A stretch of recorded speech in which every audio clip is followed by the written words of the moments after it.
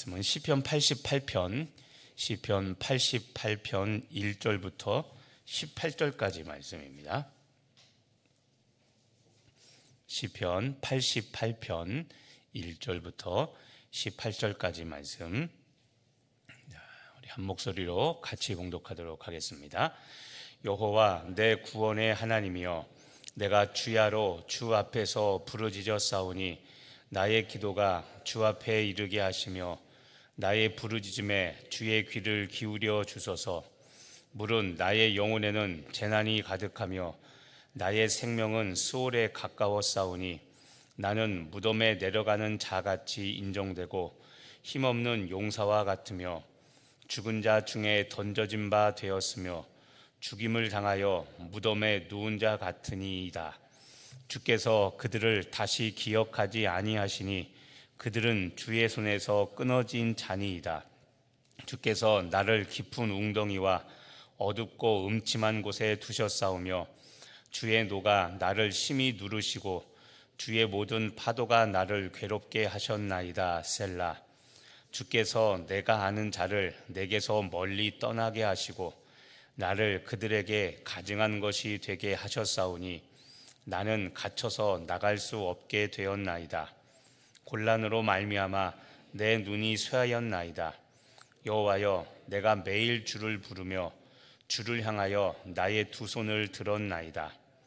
주께서 죽은 자에게 기한 일을 보시겠나이까? 유령들이 일어나 주를 찬송하리이까? 셀라. 주의 인자하심을 무덤에서, 주의 성실하심을 멸망 중에서 선포할 수 있으리이까? 흑암 중에서 주의 기적과 이즘의 땅에서 주의 공의를 알 수 있으리이까? 여호와여, 오직 내가 주께 부르짖어 싸우니 아침에 나의 기도가 주의 앞에 이르리이다. 여호와여, 어찌하여 나의 영혼을 버리시며 어찌하여 주의 얼굴을 내게서 숨기시나이까? 내가 어릴 적부터 고난을 당하여 죽게 되었사오며 주께서 두렵게 하실 때에 당황하였나이다. 주의 진노가 내게 넘치고 주의 두려움이 나를 끊었나이다. 이런 일이 물같이 종일 나를 애우며 함께 나를 둘러쌌나이다. 주는 내게서 사랑하는 자와 친구를 멀리 떠나게 하시며 내가 아는 자를 흑암에 두셨나이다. 아멘. 지금 우리가 읽은 이 시편 88편, 이 시편 88편은 시편 기자가 병 때문에 죽음을 앞둔 이런 상황으로 그렇게 우리가 추측을 합니다. 왜 그러냐면 시편 88편 오늘 시작에 보면 그 1절 위에 보면 설명이 되어 있죠. 뭐라고 되어 있냐면 이런 말이 있을 겁니다. 인도자를 따라 마할란르 안롯, 말이 어렵죠, 그렇죠? 마할란르 안롯에 맞춘 노래라고 되어 있는데 이 마할란르 안롯이라는 뜻이 뭐냐면 이게 질병의 노래, 그러니까 병이 있는 사람, 건강하지 않고 질병이 있는 사람이 부른 노래라는 뜻이 이 마할란르 안롯이라는 뜻이기 때문에 그렇습니다. 그러니까는 이 오늘 시편 기자의 오늘 88편 이 내용은 질병 가운데 하나님께 드린 그래서 기도로 우리가 보는 겁니다. 그래서 오늘 보면 절망적인 상황들을 먼저 하나님께 굉장히 많이 이야기합니다. 자, 3절에 보시면 물은 나의 영혼에는 재난이 가득하다. 자, 재난이 가득하다 영혼에.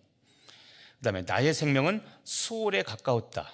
수월은 음부, 우리가 보통 지옥이라고 말하는 내 영혼이 음부, 지옥에 가까웠다. 죽을 날이 얼마 안 남았다는 이야기죠.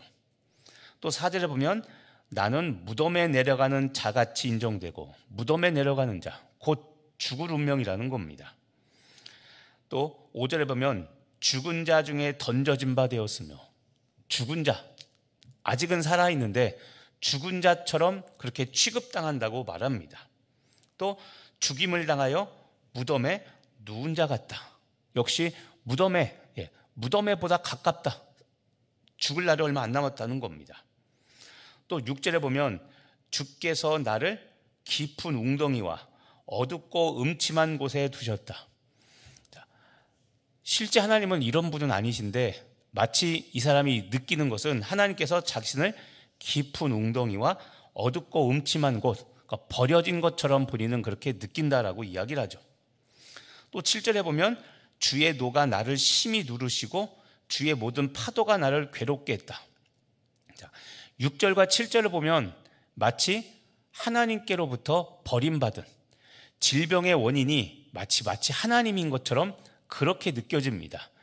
기도해도 하나님께서 돌봐주지 않아서 더 이상 회복의 기미가 보이지 않는 하나님께로부터 버림받은 것 같은 그런 느낌을 말하고 있죠. 또 주목할 게 무엇이냐면 이 시편 기자는 지금 질병을 당한 지 굉장히 오래되었다고 말합니다. 자, 15절을 보십시오. 15절. 내가 어릴 적부터 고난을 당하여 죽게 되었사오며, 여기 나오죠. 어릴 적부터 고난, 질병의 고난을 받았다는 겁니다. 선천적인지는 아닌지는 모르더라도 질병의 기간이 꽤 길었다는 겁니다. 그래서 16절에 주의 진노가 내게 넘치고 주의 두려움이 나를 끊었나이다. 좀 전에 6절과 7절 말씀처럼 질병을 하나님께서 고쳐주지 않아서 자신이 지금 이런 상태가 되었다고, 자포자기할 만큼 어릴 적부터 심한 고난을 당했다고 지금 이야기를 하고 있죠. 그러니까 오늘 분위기는 보면 전반적으로 이 분위기는 암울합니다. 긍정적인 게 아니라 질병 속에 오랫동안 투병 생활을 해서 이제는 나 죽을 것 같다라는 절망적인 상황, 희망을 찾아볼 수 없는 그런 상황입니다. 자, 그런데 우리가 주목할 것은 이런 상황에서 이렇게 오랜 기간 동안 어릴 적부터 질병 속에 내버려둬서 방치되어 있어서 힘들게 살아가고 있는 이 시편 기자가 어떻게 했는가 있는 겁니다. 자, 오늘 시작을 보시죠. 시작 1절을 보면 여호와 내 구원의 하나님이여. 자, 하나님을 부르는데 그냥 하나님이여라고 부르지 않고 무엇이라고 부릅니까? 구원의 하나님. 자, 희망을 포기하지 않았다는 겁니다. 구원의 하나님. 자, 구원이라는 우리에게 구원을 베푸시는 하나님을 아직은 그래도 잃지 않고 있다는 겁니다. 자, 이 구원의 하나님께 어떻게 했습니까? 그 다음 구절 보시죠. 여호와 내 구원의 하나님이여 내가 주야로 주 앞에서 부르짖어 싸우니. 자, 부르짖는다, 기도한다는 겁니다. 이렇게 말을 하고 잠시 후 3절부터 마치 신세 한탄처럼 자기의 어려운 상황을 이야기하는데, 자, 이 어려운 상황을 이야기하지만 오늘 처음 시작을 어떻게 시작하냐면 구원의 하나님께 주야로 부르짖는다고 그랬죠. 자, 주야, 밤낮으로 기도한다는 겁니다. 다른 표현을 하면 항상 기도한다는 겁니다.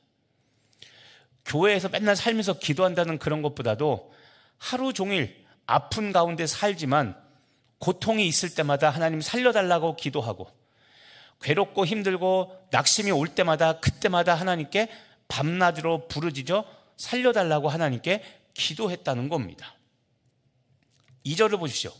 나의 기도가 주 앞에 이르게 하시며 나의 부르짖음에 주의 귀를 기울여 주셔서.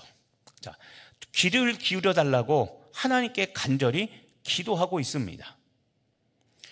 어릴 적부터 질병을 알아서 고침받지 못하고 심하게 앓았는데 그래서 정말 죽을 것 같다고. 그래서 아까 막 4절에 보면 나는 무덤에 내려가는 자 같다. 5절에 보면 나는 죽은 자 중에 던져졌다. 죽음을 당해서 무덤에 난 누운 자 같다. 이런 말을 하는데도 불구하고 구원의 하나님을 놓치지 않고 하나님께 끝까지 매달려 기도하고 있습니다. 9절을 보시죠. 9절.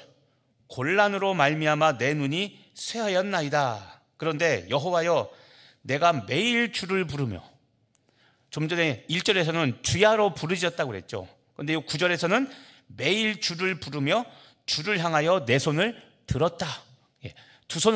주를 향하여 두 손을 들었다. 하나님께 기도하고 하나님께 찬양하는 모습이죠. 그러니까 정말 죽을 것 같은 상황이 회복의 기미가 보이지 않지만 오늘 우리가 배워야 될 것이 무엇이냐면 그런 상황에서도 주님 앞에 포기하지 않고 기도한다는 겁니다. 자, 하나님께 버림받은 듯한 고쳐질 기미가 보여지지 않는 상황이라 할지라도 극심한 고통 가운데서도 하나님께 기도하고 있는 이 모습을 우리는 배워야 됩니다. 그 이유는 하나님만이 유일한 희망이라는 이 믿음을 버리지 않았기 때문인 겁니다. 자, 우리가 오늘 여러분 생각해 봐야 됩니다. 지금 이 시편 기자는 하나님께 버림받은 듯한 고통 속에서도 기도를 멈추지 않는데, 여러분 이것은 결코 쉬운 일이 아닙니다. 왜냐하면 우리 인간의 본성은 이렇습니다. 믿는 사람이라 할지라도 고통을 오래 겪으면 하나님과 멀어지기 쉽습니다. 그래서 우리가 주목할 것이 15절, 내가 어릴 적부터 고난을 당하여 죽게 된 상황이라는 것을 우리는 깊이 묵상해 보시길 바랍니다.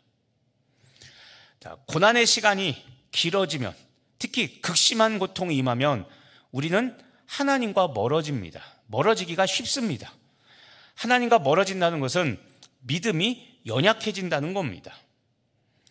대표적인 게 무엇이냐면 이스라엘 백성들의 출애굽, 광야 생활이 그것을 보여줍니다.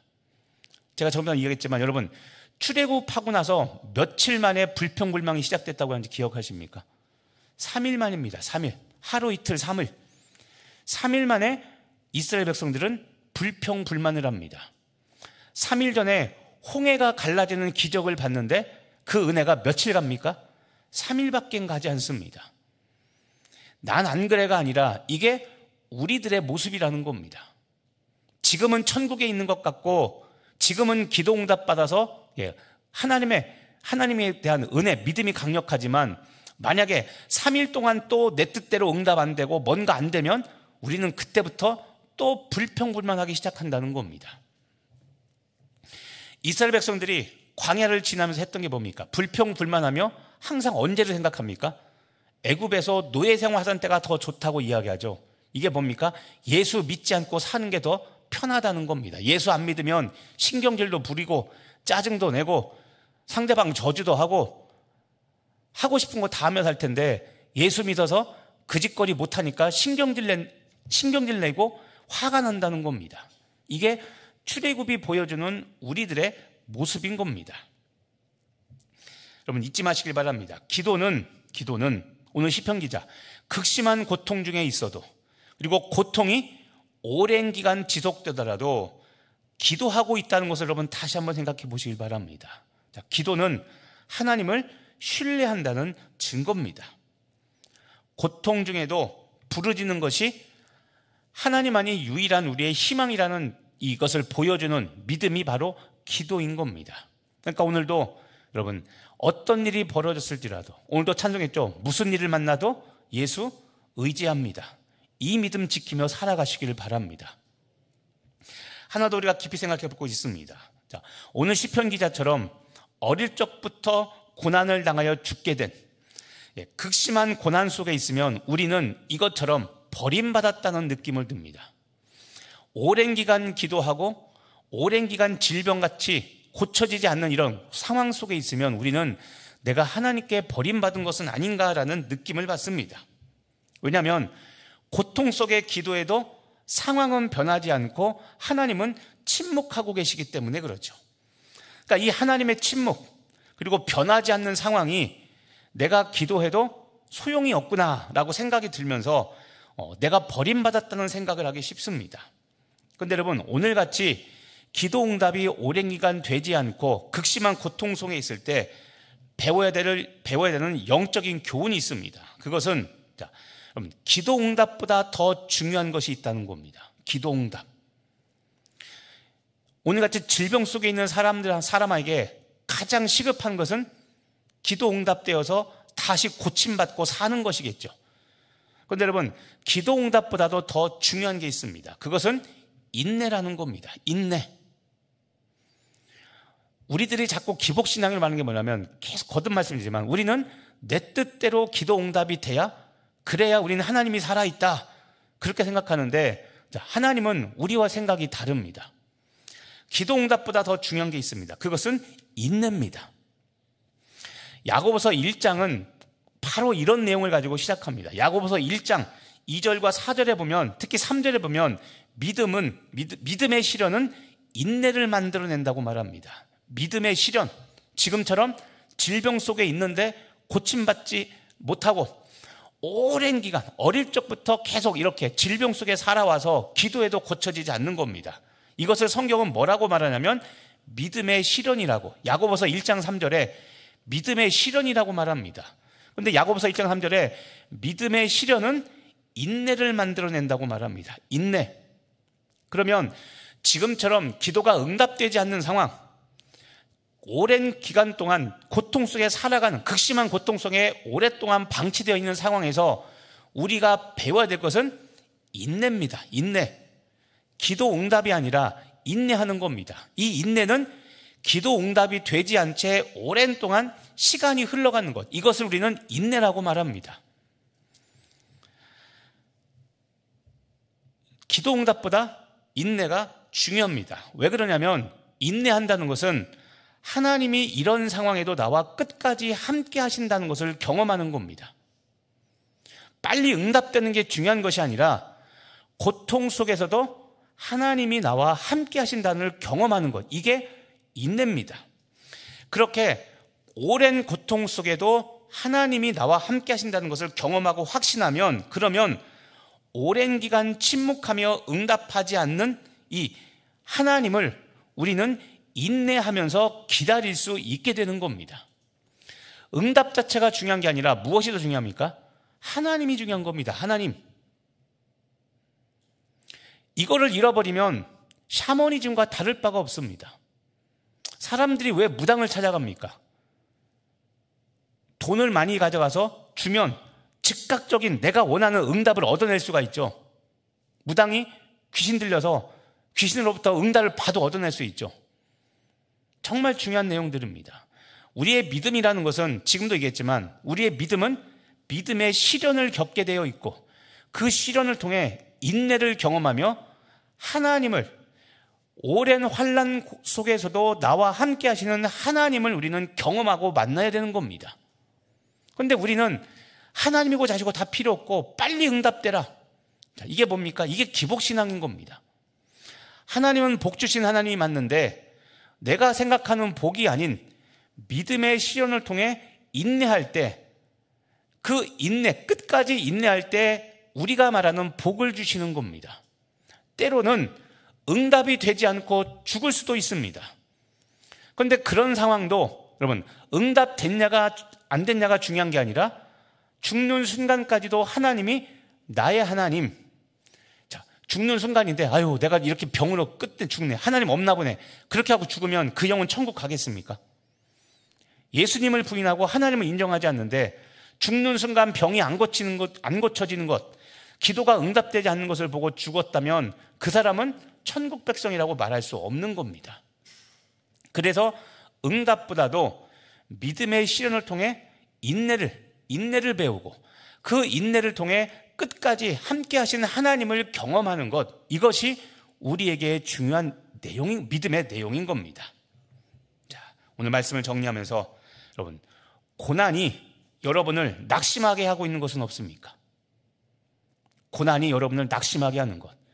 돌아오는 질이 맥주감사절인데, 자, 감사가 온전히 되지 않게 여러분의 고난이 혹시 가로막고 있습니까? 다시 한번 믿음의 눈을 돌이키시기를 바랍니다. 침묵 가운데 하나님을 기다리시며 살아가고 계십니까?